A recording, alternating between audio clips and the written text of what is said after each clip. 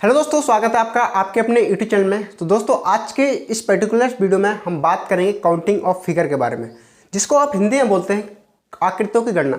दोस्तों, इस वीडियो के अंतर्गत मैं आपको सिखाने वाला हूं कि हम आकृतियों की गणना किस प्रकार करते हैं, और मैं आपको इसमें बताऊंगा विशिष्ट कॉन्सेप्ट के साथ। तो दोस्तों, हम हमारा वीडियो स्टार्ट करते हैं। तो ये रहे आपके बोर्ड पर कुछ क्वेश्चन।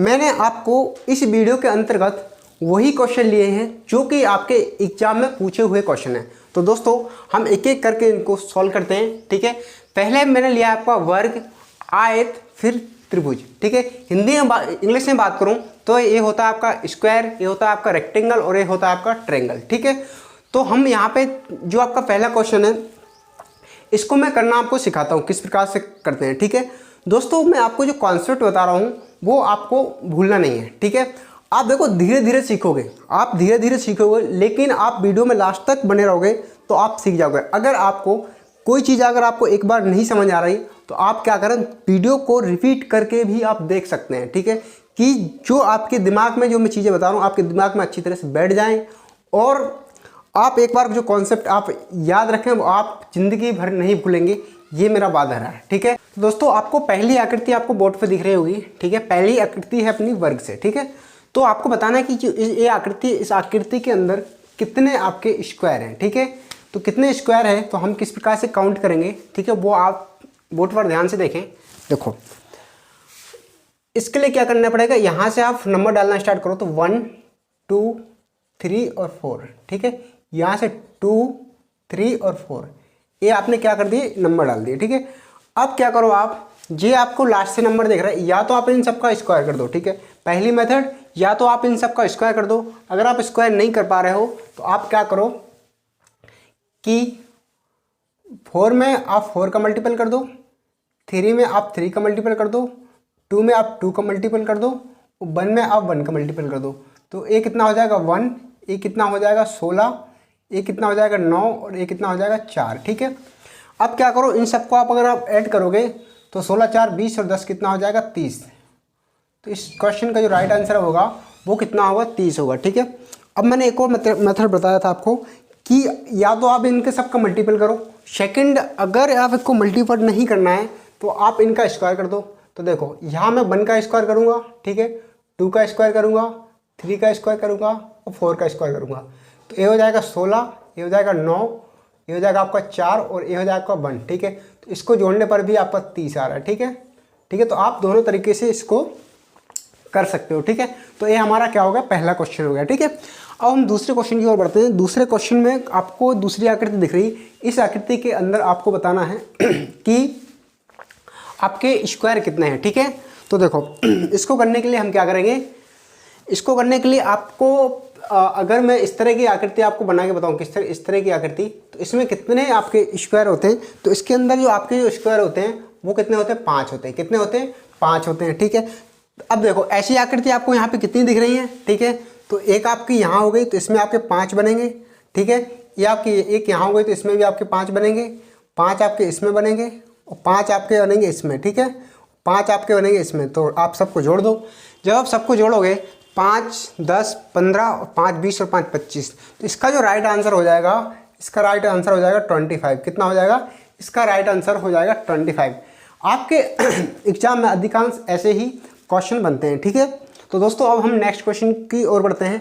अब हमारा जो नेक्स्ट टाइप है उसमें हम सीखेंगे कि आयत, अगर आपको किसी भी एग्जाम के अंदर अगर आयत की आपको आकृति दिख जाए तो आप किस तरीके से सॉल्व करोगे क्वेश्चन को, वो हम सीख लेते हैं। ठीक है, तो पहले हमने आपको थोड़ा सिंपल क्वेश्चन लिया, फिर उससे हार्ड, फिर उससे हार्ड, फिर उससे हार्ड, ऐसे हमने क्वेश्चन आपके लिए लिए हैं। ठीक है, तो दोस्तों हम स्टार्ट करते हैं। जैसे कि आपको ये पहली आकृति दिख रही है। ठीक है, पहली आकृति दिख रही है। ठीक है, अच्छा, कोई बोल रहा है कि हम कॉन्सेप्ट भूल जाते हैं। ठीक है, अगर दोस्तों आप कॉन्सेप्ट भूल जाते हो, ठीक है, तो आप एक काम करो। ठीक है, अगर आपको ऐसे तो आप एक काम कर सकते हो उसमें कि अगर आप किसी चीज़ को आप बार बार भूलते हो, ठीक है, तो आप क्या करो, एक पेज पर आप क्या करो, एक पेज पर आप नोट करो सारे जो भी आपके कॉन्सेप्ट है, सारे आप नोट करके, और सामने जहाँ पे आप पढ़ने के लिए बैठते हो वहाँ पे दीवार पे आप चिपका सकते हैं। ठीक है, क्योंकि बार बार जब हम आप उस जगह पे बैठेंगे ना तो बार बार हमारी उस पर नज़र पड़ेगी। ठीक है, तो हमें क्या होता है, ऑटोमेटिक क्या होता है, हम उसको एक दो बार रीड कर लेंगे तो ऑटोमेटिक क्या हो जाता है, याद हो जाता है, ठीक है। तो देखो अब हमारा क्या है, आयत, ठीक है। अब इसमें क्या, अगर आपने देखो अगर आपने कंप्यूटर में बेसिक किया होगा, ठीक है, बेसिक में एक सॉफ्टवेयर होता है जिसका नाम है एक्सेल। क्या है, सॉफ्टवेयर होता है एक्सेल। उसमें इस तरह के खाने आपको दिखते हैं, एक्सेल होता है उसमें आपको इस तरह के खाने दिखते हैं। इन खानों को हम नाम बोलते हैं, इन खानों को हम क्या देते हैं, नाम देते हैं, ठीक है। जैसे कि आपका ऊपर का ये खाना, तो इसको हम क्या देते हैं, ये होता है आपका कॉलम होता है, एक तरह का क्या होता है, कॉलम। तो यहाँ पे कितने कॉलम है, एक, और यहाँ पे कितना हो गया, दो। यहाँ पे आपके दो कॉलम है। और यहाँ की बात करें तो यहाँ पे भी कितने कॉलम है, यहाँ पे आपका ये होती है आपकी रो, ठीक है, ये होती क्या, रो। तो यहाँ पे एक रो और दो रो। आप इसको ऐड कर दो, इसको ऐड करोगे तो कितना आ जाएगा, 3 आ जाएगा, और यहाँ पे ऐड करो तो कितना आ जाएगा, 3 आ जाएगा, ठीक है। अब हमारे पास रो कितना निकल आई, रो निकली 3 इंटू कॉलम कितने निकले 3, तो ये हो जाएगा 9। इस जो ये आकृति है, इस आकृति के अंदर कितने रेक्टेंगल हैं, इस आकृति के अंदर जो रेक्टेंगल निकलेंगे वो निकलेंगे आपके 9, ठीक है। अगर आप इसको देख के मतलब आप अगर इसको बेसिक तरीके से आप अगर देख के इसको काउंट करोगे तो आप कहीं ना कहीं गलती कर जाओगे, ठीक है। तो हम इसको ऐसे डायरेक्ट निकाल लेते हैं, ठीक है। अब देखो हमने थोड़ा और इसको थोड़ा और बढ़ा दिया है, ठीक है। इसमें थोड़े कम थे, इसमें और ज़्यादा होंगे। देखो ये आपका एक क्या है, कॉलम है, और ये आपका क्या है, कॉलम है, ठीक है। कॉलम 1 कॉलम 2 इसको नाम दे दिया मैंने। रो आपकी 1, फिर रो आपकी 2, ये 3, और ये आपकी कितनी 4। इन सबको आप जोड़ दो, ठीक है। 3 और 3 6 4 कितना हो जाएगा, 10, ठीक है। और ये हो जाएगा ये 2 मतलब 3। तो आप क्या करो, आपके पास रो कितना निकला है 10, इंटू कॉलम कितने हैं आपके पास 3 है, तो इसका आप इंटू करोगे तो टोटल कितना हो जाएगा आपका 30 हो जाएगा। तो इस आकृति के अंदर आपके कितने हैं, 30 है। लोग बोलते हैं कि जहाँ जिद है वहाँ सफलता है। तो दोस्तों आप जिस चीज़ की आप जिद करोगे, जिद करके बैठ जाओ कि मुझे ये चाहिए, जैसे कि मैंने मान लिया कि मुझे गवर्नमेंट जॉब में सिलेक्शन लेना ही है, तो आप 100% आप सिलेक्शन लेके रहोगे, ठीक है, अगर आप जिद पे आ गए तो, ठीक है। देखो अब हम नेक्स्ट क्वेश्चन की ओर बढ़ते हैं, ठीक है। नेक्स्ट क्वेश्चन है हमारा, अब इसमें देखो कॉलम हमने कुछ बढ़ा दिए हैं इसमें। यहाँ पे जो कॉलम है 1, फिर आपका कॉलम 2 हो गया, कॉलम आपका 3 हो गया, कॉलम आपका क्या हो गया 4 हो गया, ठीक है। और यहाँ पे आपका रो की बात करें तो रो हो जाएगा 1, फिर हो जाएगा रो 2, फिर हो जाएगी आपकी ये 3, ये हो जाएगी 4, ये हो जाएगी 5, ये हो जाएगी आपकी 6, ठीक है। इन सब जोड़ो आप तो कितना हो, 2 और 3 6 और 4 10, 5 15 और 6 कितना हो गया 21, ठीक है। 21 तो आपकी क्या आ गई, रो आ गई। रो कितनी आ गई आपकी, रो की बात करूँ तो रो आ गई हमारे पास, यहाँ कर देता हूँ मैं, यहाँ कर देता हूँ, ठीक है, इसको हटा देता हूँ। रो कितनी आई हमारे पास, जो रो आई हैं वो आई हैं 21 इंटू, अब कॉलम काउंट कर लेते हैं। तो 4 और 3 7 और 3 10, कितने आए 10, तो ये कितना हो जाएगा 210। इसके अंदर कितने आपके रेक्टेंगल बनेंगे, इस आकृति के अंदर आपके जो रेक्टेंगल बनेंगे वो बनेंगे आपके 210, ठीक है। अब हम बात करते हैं ट्रायंगल की। तो ट्रायंगल में ऑलरेडी मैंने एक वीडियो बना रखा है, ठीक है, उसमें सारे मैंने आपके लिए ट्रायंगल के क्वेश्चन कराए हैं। तो आपको अगर बहुत अच्छी बेहतरीन तरीके से सीखना है तो आप वो वीडियो देख सकते हैं। और उसमें मैंने आपको बेसिक से 0 लेवल से आपको सिखाया है, ठीक है, हर चीज़ बताई मैंने उसमें, ठीक है। देखो अब हम इसकी बात कर लेते हैं क्वेश्चन नंबर 6 की। तो क्वेश्चन नंबर 6 में देखो आपको इसमें बताना है कितने कितने आपके त्रिभुज हैं, मतलब ट्रायंगल हैं।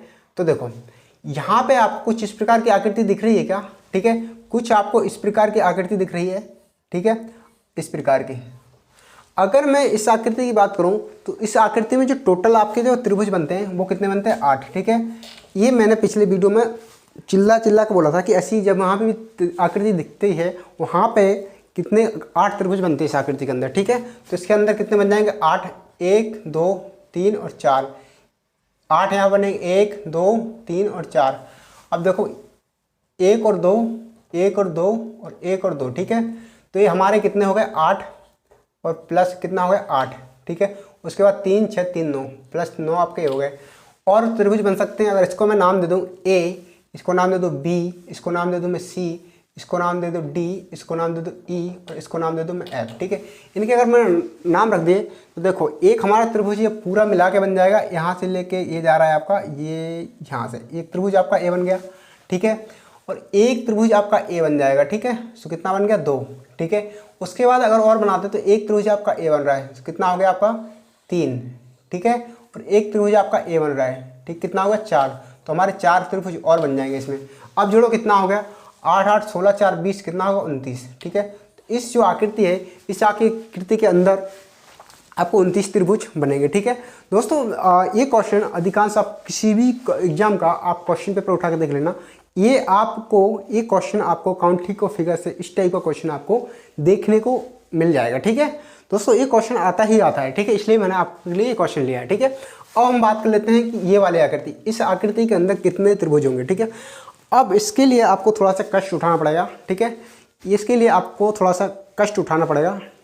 मैं इसके लिए क्या है, एक फॉर्मूला है, ठीक है, वो आपको याद करना होगा, ठीक है। आपको उसको मेमोरी में, आपकी जो मेमोरी है, दिमाग है, उसके अंदर फीड करना होगा, ठीक है। तो अब जब जाके आप इसको आंसर निकाल सकते हैं, ठीक है। अब देखो हम n+1, ठीक है, 2n+1 डिवाइडेड बाय कितना होता है 8, ये इसका फॉर्मूला होता है, ठीक है। अब हम फॉर्मूले में मान रखते हैं, ठीक है। तो फॉर्मूले में अगर मैं मान रखूँ तो देखो अब हमें यहाँ पे सबसे जो हमारे पास जो अभी जो मन में सवाल आ रहा है, मतलब दिमाग में अभी सवाल आ रहा है, वो आ रहा है कि हम n की वैल्यू क्या रखें। तो n की वैल्यू मैं बता देता हूँ, आपका ये फंडा में क्लियर कर देता हूँ, ठीक है। तो आप यहाँ से काउंट करो, 1 2 3 4 5। तो n की वैल्यू हम क्या रखेंगे 5। n की वैल्यू हम n बराबर हम क्या रख सकते हैं, n बराबर हम 5 रख सकते हैं, ठीक है। तो रख दो यहाँ पे, मैं इसको हटा दूँगा थोड़ी देर, ठीक है, यहाँ रख देता हूँ, ठीक है। तो 5, ठीक है, 5 + 1, ठीक है, उसके बाद आपका 2 × 5 + 1, ठीक है, और डिवाइडेड बाय कितना हो जाएगा 8। अब इसको और अगर आप आगे करोगे तो एक कितना हो जाएगा 6, तो 5 × कितना हो गया 6 × 5 कितना हो जाएगा 12 हो जाएगा यहाँ पे, ये डिवाइडेड बाय 8।